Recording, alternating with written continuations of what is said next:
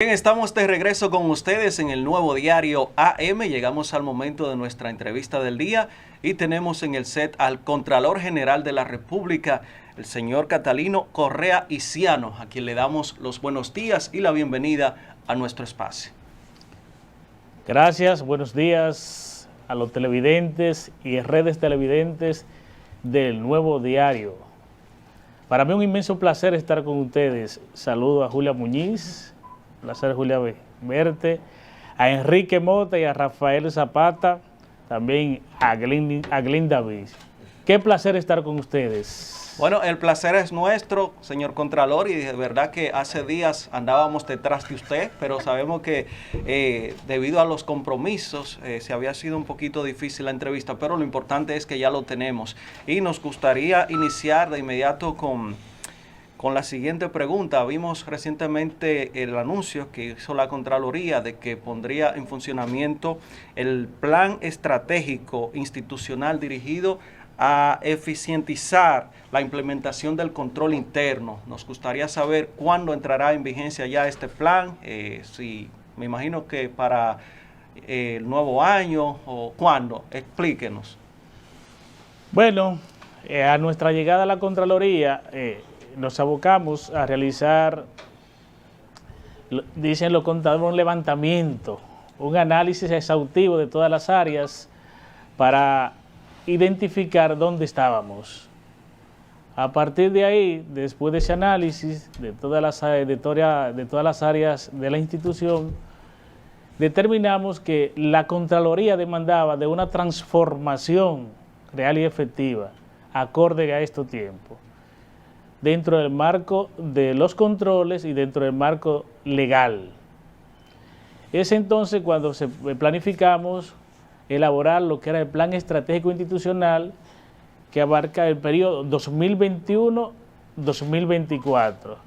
El tiempo que se tomó para elaborar el plan, lo hicimos público en la semana pasada, y a partir de ahora ya estamos trabajando con lo que es el plan. Naturalmente, no teníamos que esperar que el plan estuviera terminado para ir haciendo las modificaciones y las actualizaciones que demandaba la Contraloría. Fuimos trabajando sobre la marcha y a partir de la publicación vamos a seguir implementando lo que determinó el plan que necesita la Contraloría para presentar una Contraloría moderna acorde a estos tiempos.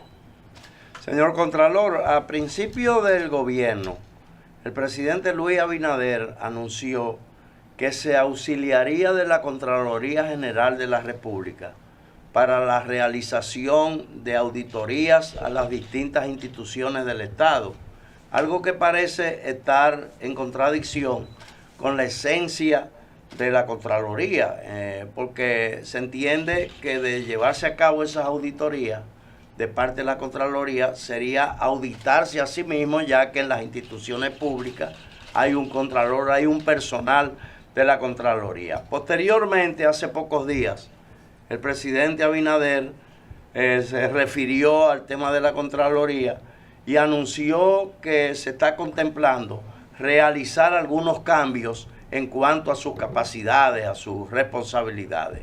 A nosotros nos gustaría que usted nos abundara un poco sobre ese tema. Bueno, realmente no es una función nueva que la Contraloría realice auditoría. Desde la Constitución de la República, en el artículo 247, le faculta a la Contraloría para realizar fiscalizaciones. Eso fue de lo que nosotros encontramos, que la Contraloría no estaba cumpliendo con su rol que le establece tanto la Constitución de la República como la Ley 1007, que tiene la facultad de fiscalizar, auditar los recursos del Estado. Y dándole cumplimiento a ese mandato constitucional y cumpliendo con la Ley 1007, que es la base legal de la Contraloría, se empezó a realizar las auditorías y en eso estamos. Eso es un mandato constitucional. Naturalmente no somos juez y parte, como se dice. Las unidades que están establecidas en las instituciones juegan un rol de mantener el control y hacer y velar porque se cumplan las normativas vigentes. Y no me gusta hacer referencia al pasado, pero existiendo las unidades de auditoría, pasaron actos que fueron tipificados como corrupción. Entonces no estaban haciendo juez y parte. O sea, entonces ahora sí estamos aplicando fiscalización a la gestión de este gobierno con el único propósito de que los recursos sean utilizados de manera pulcra y transparente. Y esas unidades de la Contraloría, en los casos que se han detectado actos de corrupción, ¿no son corresponsables? Naturalmente que sí. Todo ciudadano que cometa un acto que riña contra él tiene que responder por él, pero ya eso es cuestión de la justicia. ¿Qué hemos hecho nosotros en la Contraloría? Evaluar todas esas unidades y generalmente las instituciones que tienen mayor presupuesto, que ejecutan mayor cantidad de recursos, evaluamos esas unidades en base a las auditorías que se realizaron a la gestión anterior. Ahí encontramos debilidades y hemos procedido a modificar, a evaluar, a cambiar el personal, porque realmente la misión de esas unidades es velar por el buen cumplimiento de las normativas vigentes para evitar cualquier acto que pueda tipificarse como un acto de corrupción. Contralor, ustedes cuentan, o el Estado o la Contraloría cuenta con una herramienta, se llama, creo que si no me equivoco, SISMA o CIGEF, algo así, ¿no? El CIGEF. El CIGEF. El CISMA es del Ministerio de Administración Pública. Sí, exactamente, el CIGEF. Que es bueno que se le explique a la población para qué ustedes utilizan esta herramienta, para que aquí hay ciudadanos que lamentablemente al día de hoy no saben para qué se utiliza. Y un tema reciente que tuvo que ver con la institución es el tema de Joel Encarnación, ¿no? Un ex empleado de la institución, que fungía como auditor de la misma. ¿Cuáles son las facultades y cuáles son las responsabilidades de un auditor de la Contraloría, que este señor se tomó atribuciones que, según y de acuerdo a declaraciones suyas, eran ajenas a sus funciones? El CIGEF es el sistema que utiliza la gerencia financiera del Estado, a través del cual todos los ciudadanos tienen acceso a consultar su libramiento, sus trámites y eso. Es el programa a través del cual pueden tener acceso los ciudadanos para ver el estatus de los trámites y de eso. Y es una plataforma que fundamental para el manejo transparente de los recursos del Estado. Con relación a lo del ex servidor de la Contraloría, Joel Encarnación, que ejercía la función de supervisor de auditores, cuya función es vigilar porque los auditores que están realizando las auditorías estén cumpliendo con el plan establecido desde la institución. Todo plan de auditoría tiene de acuerdo al tipo de institución, lo que hay que verificar, los elementos que le interesa a la administración ver. Naturalmente, los ingresos, los gastos, los activos fijos, y dentro del plan de la verificación de los activos fijos se enmarca el conteo, en ese caso, de todos los activos. El señor Joel, en esa función que le corresponde a los auditores que están en la institución, no sé sobre qué base él asumió el papel de ir a verificar o a pasarlo ya el inventario de los vehículos de los generales. Sí, pero él no pasó inventario, él lo incautó. O sea, esa era la función que tiene que realizar la auditoría. La auditoría, verificar cuáles activos tiene y en ese caso quiénes lo tienen, no más de ahí. No tiene facultad para quitarle ni entregar vehículos a nadie. Cuando llegó, que convocó, parece, bueno, según la información que él dio después, cuando vio todos los generales como que se impresionó y no encontró qué decir. Y me parece que sí, porque él es servidor de la Contraloría. Él nunca dijo que era servidor de la Contraloría. Un civil quitándole los vehículos a los rangos. Sí. Entonces, bueno, los argumentos que me dieron, bueno, fue la impresión, qué sé yo, que fueron argumentos que me llegaron después para que tomáramos nosotros en consideración eso. Bueno, hay que un daño hecho ya a la institución y algo que nosotros no perdonamos. Pero realmente la función de la Contraloría no tiene que ver con retener, no. Eso es una cuestión de la dirección de la administración de cada institución. Lo de nosotros es verificar lo que tienen, cómo lo han gastado, y eso, no más de ahí. Y además los auditores no tienen que dar explicaciones, no.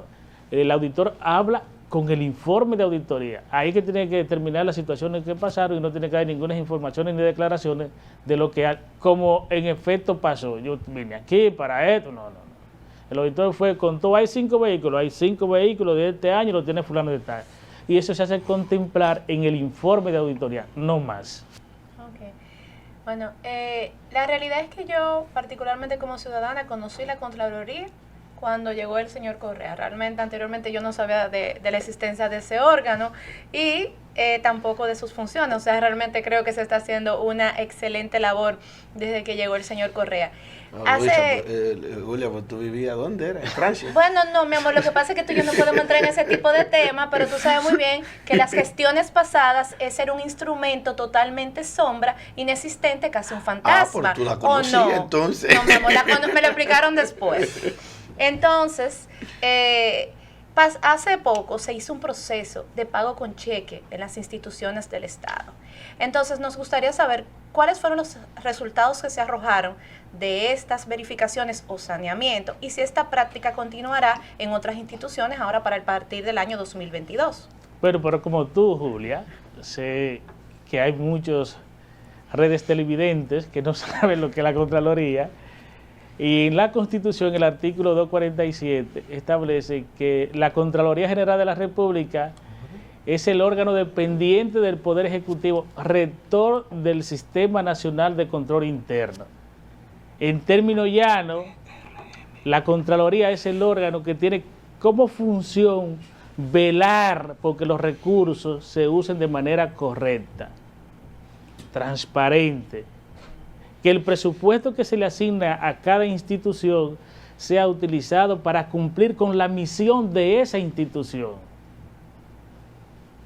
Entonces, yo creo que ahí tú estás clara. La función, naturalmente, velar por la transparencia de los recursos en manejo público. Con relación a los pagos auditados, se enmarca dentro de las acciones de este gobierno de velar por el buen uso de los recursos. Y cuando tomamos la decisión de realizar esos pagos, fuimos criticados mucho. Y nosotros decían, bueno, ¿qué tienen ya ustedes un año? Sí, tenemos un año, todo el mundo está cobrando desde su casa y nosotros no tenemos control. De la única manera que nosotros podemos determinar si quien está recibiendo el pago de un salario es a través de un pago auditado mediante cheque. Y déjeme decirle, es sorprendente la gran cantidad de gente que estaba afuera, que vinieron a cobrar, pero que nosotros también con migración determinado que estaban entrando. Y de verdad nos arrojó hasta la fecha, tuvimos que paralizarlo por el asunto de diciembre, de doble sueldo, pagamos hasta el mes de octubre y eso nos significó de ahorro aproximadamente 1.000 millones. ¿Cuántos cheques se emitieron? Hemos 400.000 y pico de cheques, son 600, casi 700, hemos pagado, porque nos falta educación, que es de lo más grande, y el Ministerio el Sistema Nacional de Salud. Pero con la cantidad que hemos pagado, nos estamos ahorrando, hasta la fecha eran 80 y pico de millones, si lo proyectamos a 14 salarios, donde eso nos da un ahorro en un año de 1.000 y pico de millones de pesos, aproximadamente. El pago va a continuar, naturalmente, a partir del próximo año, porque en educación, en el Sistema Nacional de Salud, nosotros, bueno, de ahí es donde mayor cantidad de cheques hemos podido reintegrar. El Sistema Nacional de Salud, que pagamos solamente la sede central en educación. Y consideramos que cuando podamos completar esa fase de pago adjudicado, vamos a dar las informaciones precisas y eso. Por ahora aproximadamente andamos por ahí. Pero solamente le faltan esas dos. Sí, esas dos instituciones, pero del Ministerio de Educación hay un sinnúmero de instituciones que son como 10 eso es entendible. Eso es entendible porque hay como 8 institutos. Exactamente. Eso es entendible, eso es entendible. Sí. Señor Contralor, a nosotros nos gustaría saber, ya que se refirieron hace un momentito al CIGEF, a ese sistema que ustedes implementan de manera interna, utilizan de manera interna, si ustedes auditan las nóminas de las instituciones descentralizadas, si ustedes tienen el control de las mismas, y cómo es que personas pueden trabajar simultáneamente, ¿verdad? Pueden estar nombradas en instituciones descentralizadas y a la vez en instituciones ya que no corresponden a ese sector. Mira, realmente nosotros tenemos un sistema de nómina allá en la Contraloría que audita, pero todas las nóminas que pasan por allá. Y hemos estado realizando un trabajo enorme para determinar las duplicidades. La directora de Ética e Integridad Gubernamental, doña Milagros, vivimos de la mano con eso. Cada vez que le llega una denuncia, encontramos muchísimos regidores, alcaldes, que no para esa nómina no pasan por allá. Entonces tú tienes que investigar eso y naturalmente buscamos la forma entonces de cruzarla con la del Sistema Nacional de Salud. La mayoría de esos casos son detectados por denuncia. Sí, por denuncia, porque tú no te puedes dar cuenta que una persona que la nómina no pasa por la Contraloría, ¿cómo tú te vas a dar cuenta? Si hay una denuncia, como le llega a doña Milagro, mira, fulana es regidora, está cobrando ya y todavía está en esta institución. Entonces ahí se hacen investigaciones y se le da, tiene que renunciar de una de las dos instituciones. El señor Contralor, ¿cómo funciona eso precisamente? Porque nosotros vemos que, por ejemplo, empleados civiles no tienen la opción, no tienen la autorización, no pueden o no deben cobrar en dos instituciones públicas. Sin embargo, vemos que en los casos de los militares, la cosa es diferente, que son personas que cobran por sus instituciones castrenses y también se desempeñan en otros cargos de la administración pública. ¿Cómo funciona eso? Mire, eso es una de las acciones que hemos implementado con el propósito de corregir el cobro de los servidores que trabajan en varias instituciones. Pero eso no aplica para los médicos, los maestros y los militares. O sea, hay maestros y hay maestros que tienen dos tandas y que trabajan así. Y que si fueron maestros y están pensionados como maestros, es posible que todavía tengan una vida útil y que vayan a prestar servicio, y eso se considera que es válido. Pero a los maestros es a los únicos que se les permite. Eso está por... Y a los médicos y a los militares. O sea, ahora mismo nosotros terminamos de hacer un gran trabajo, que eso nos ha llevado un gran tiempo. Ya tenemos una resolución porque Díaz Borfa se le estaban yendo todos los médicos. Sí, porque hay generales. Lo estaban dejando solo. Hay generales que con el rango de general y médico, o sea, como médico me pagan bien. Ahora, como general. Y eso provocó que tuviéramos que sentarnos, el Ministerio de Administración Pública, el Sistema Nacional de Salud, la Contraloría y Ética, para emitir una resolución y permitirles a los médicos darle una facilidad, porque ahora con el asunto de la situación del país, del COVID, Había médicos que estaban trabajando hasta 4 horarios. Nosotros encontramos situación con médicos que estaban especialistas y que Mario nos pidió y que con el gabinete de salud nos pidieron, mira, los médicos están jugándose y se la están aquí, allí. Nosotros encontramos una doctora que estaba trabajando en 4 instituciones. Esa doctora no dormía. Yo me resistí, en principio, es que uno, o sea, no puedo, o sea, no, el tiempo no me da para que le preste servicio aquí y allá. Y fueron y me lo demostraron. Y de los hospitales me mandaron las comunicaciones y procedimos a pagarle. Naturalmente, ya en la mesa técnica que se trabajó eso, se considera que se le pueden permitir, por ejemplo, a los médicos, fácilmente pueden cumplir un horario de 8 horas normal, le puede trabajar en 2 instituciones del Estado y el tiempo se le da para eso. Y la resolución que está ya en sus fases finales le va a dar esa prerrogativa a los médicos, a los militares, a los maestros, de que sí pueden trabajar en 2 instituciones al mismo tiempo. Pero hay casos, y ya yo sé que ya tenemos el tiempo encima, de que hay personas que tienen un contrato en una institución y están nombrados en otra. Bueno, si pasa por allá, si salvo de que no sean esos que hemos identificado, los médicos, los maestros y eso, y que haya sido del sistema de educación, porque a los maestros se les permite, pero en otros no es permitido. Con el nuevo plan estratégico que ustedes han anunciado, ¿se controlará eso, señor Contralor? De que una persona pueda estar nombrada en el ayuntamiento y nombrada en educación simultáneamente.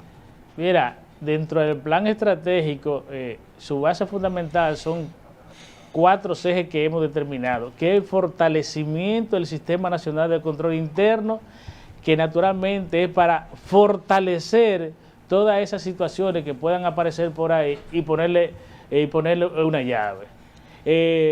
Fortalecimiento, creación de las unidades de auditoría, de la Subcontraloría de Auditoría y la Subcontraloría Antifraude, una novedad de esta gestión de gobierno.